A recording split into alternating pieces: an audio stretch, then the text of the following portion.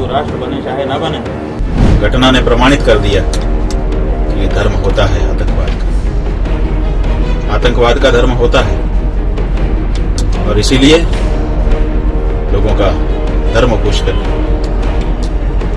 उनको मार दिया। ये अमुकवादी हैं, ये अमुकवादी हैं, ऐसे आतंकवादी, वो भी एक दृष्टिकोण है, ये दृष्टिकोण है। इसलिए आतंकवादी कहना बंद करो, राक्षस कहना शुरू करो। राक्षस थे ये लोग।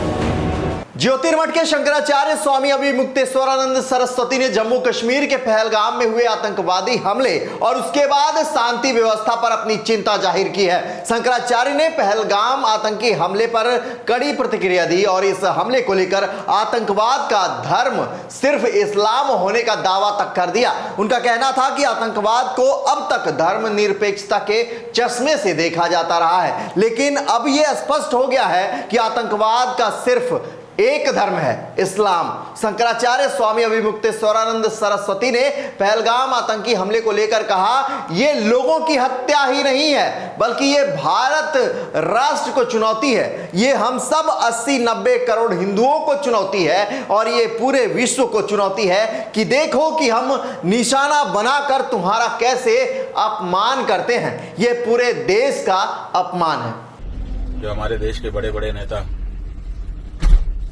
समय समय पर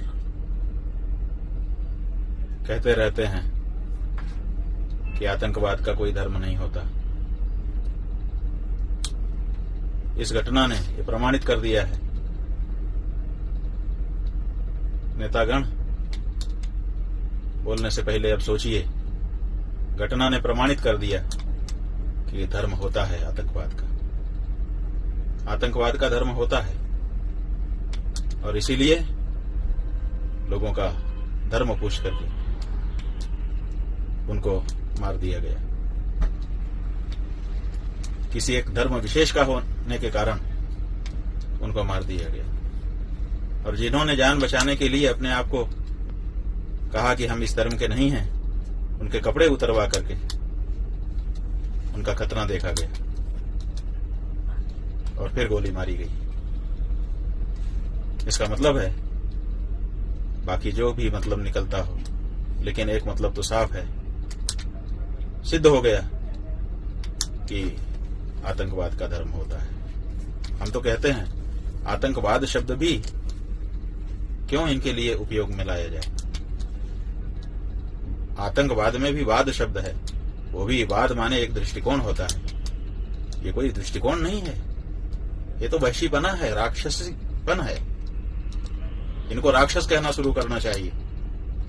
एक सवाल पर शंकराचार्य ने कहा, आतंकवादी कहना बंद करो, ये राक्षस है, ये कायर है। इस मामले पर किसी की जवाबदेही तय करनी होगी, उसकी पहचान कर सरकार दंडित करे। हर पद पर बैठे आदमी की जिम्मेदारी तय है, उसको खोजो, असली जरूरत है। सबसे पहले किसी विदेशी और बाहरी शत्रु को मारने से पहले अपने घर में छिपे शत्रु को खोज के मारो और फिर दुश्मनों पर चढ़ाई करो।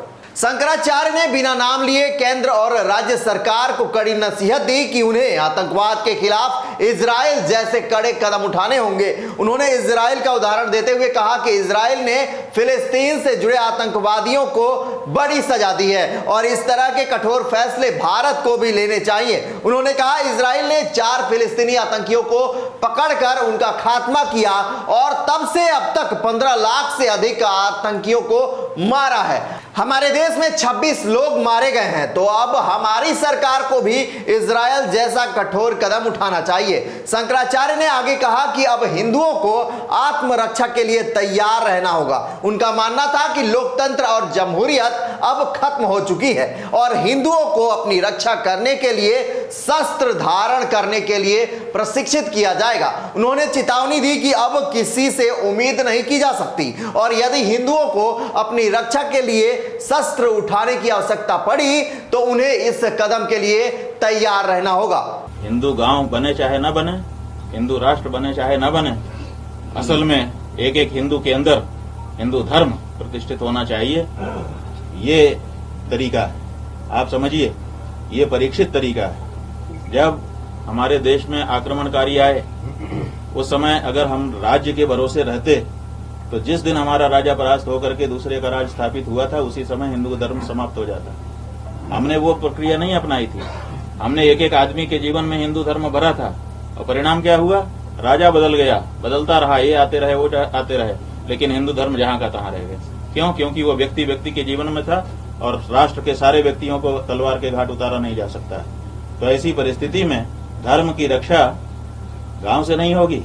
धर्म की रक्षा जीवन में धर्म को अपनाने से होगी, और उसमें दृढ़ता लाने से होगी। पहलगाम में कलमा नहीं पढ़ने वालों से धर्म पूछकर गोली मारी गई। बिना नाम लिए उन्होंने मोदी सरकार को जमकर घेरा। उन्होंने कहा, इस घटना के बाद 3 शब्द कश्मीरियत, जमहूरियत और इंसानियत दोहराए जा रहे हैं। कश्मीरियत, गाइड ने अपनी जान देकर कश्मीरियत को तो सिद्ध कर दिया। जमहूरियत कहां है? वो तो मर गई है।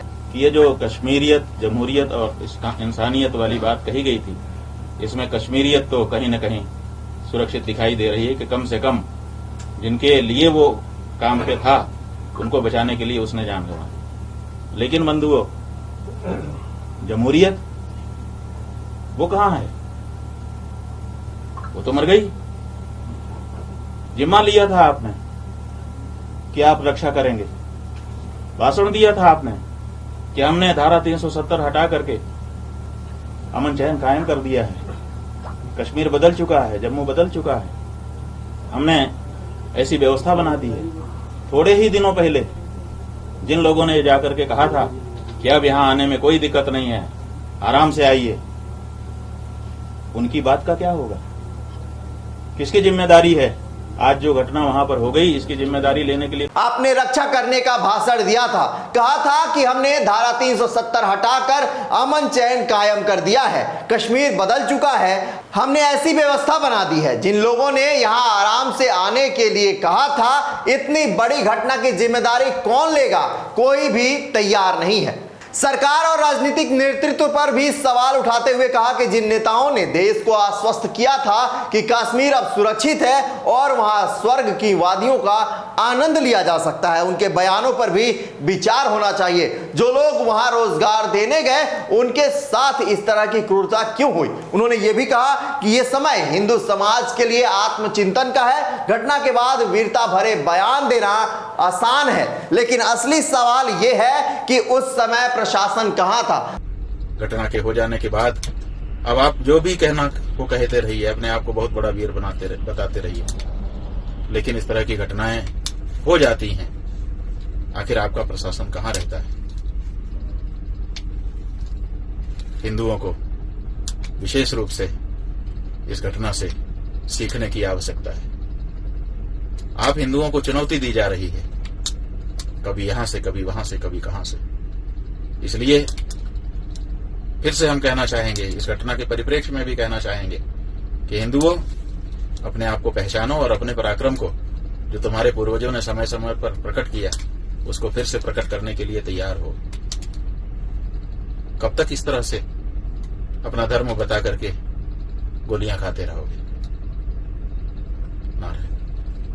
पहलगाम हमले में जिन 4 आतंकियों की पहचान हुई है, उसमें से 2 जो हैं वो अपने देश के यानी कश्मीर के ही हैं। उन पर सुरक्षा बलों ने कड़ी कार्रवाई की है। बता दें कि जिस तरीके से बिहार में मोदी ने कल भी अपने भाषण में कहा था कि ऐसी मौत देंगे, ऐसी सजा देंगे जिनको उनको भनक भी नहीं होगी। अब इसको देखते हुए लगातार सेना का एक्शन जारी है और 2 जो आतंकवादी थे उनकी पहचान कर दी गई है। एक को जो है सुरक्षा बलों ने वो बम से उड़ा दिया उसके घर को, और दूसरे पर जो है वो बुलडोजर एक्शन हो गया है। ऐसे में उनकी तलाश भी जारी है।